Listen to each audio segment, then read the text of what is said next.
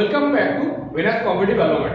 আজকে তোমাদের জন্য একটা অঙ্ক নিয়ে এসেছি। এই অঙ্কটা খুব গুরুত্বপূর্ণ আগামী ক্লাস 5 এর জন্য, বিজনেসের জন্য, ওয়েস্ট বেঙ্গল সিভিল সার্ভিসের জন্য এবং বিশেষ করে রেলের এক্সামের জন্য। তো প্রত্যেকটা কম্পিটিটিভ এক্সামে এই টাইপের অঙ্ক এসে থাকে প্রায়। তাহলে প্রশ্নটা কি দিয়েছে, দ্য নাম্বার √7, এই √7 এর মানটা কার মধ্যে থাকছে? Option A, B, C, D তোমরা দেখতে পাচ্ছ। তাহলে এই অঙ্কটা কিভাবে সলভ করব খুব কম সময়ের মধ্যে, 2 থেকে 3 সেকেন্ডের মধ্যে। তো দেখো কিভাবে দেখাচ্ছে প্রসেসটা। কত কার ভ্যালু বার করতে দিয়েছে? √7। √7 আমরা লিখলাম, এই √7 এর আগে স্কয়ার নাম্বারটাকে আইডেন্টিফাই করব। √7 অর্থাৎ এই যে রুটের ভেতর যে সংখ্যাটা রয়েছে 7, এর আগে স্কয়ার নাম্বারটাকে আইডেন্টিফাই করো। আগে স্কয়ার নাম্বার কত হচ্ছে? 7 এর আগে স্কয়ার নাম্বার হচ্ছে কি? পারফেক্ট স্কয়ার নাম্বার হচ্ছে 4।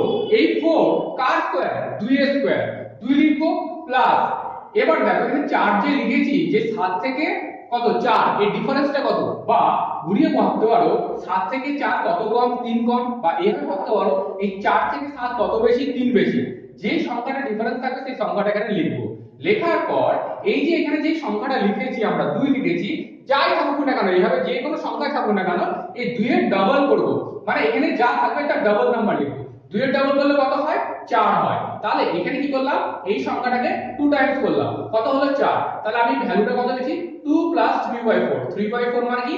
0.75। তাহলে আমরা কি পেলাম এর ভ্যালুটা?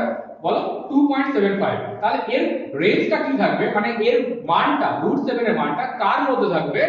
দেখো আমরা দেখতে পাচ্ছি অপশন বি তে 2 এবং 3 এর মাঝখানে দেখো 2.75। তাহলে অপশন বি হচ্ছে এখানে কারেক্ট অ্যানসার। এইভাবে আমরা অতি সহজেই, অতি দ্রুততার সাথেই আমরা এই অঙ্কগুলো সলভ করতে পারি।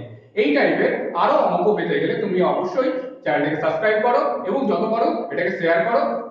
আর তোমাদের জন্য নতুন ব্যাচ ওপেন হয়েছে, সেই ব্যাচটাকে যদি জয়েন করতে চাও আর এনটিপিসির জন্য নিচে দেওয়া কন্ট্যাক্ট নম্বরে অবশ্যই যোগাযোগ করো। ধন্যবাদ।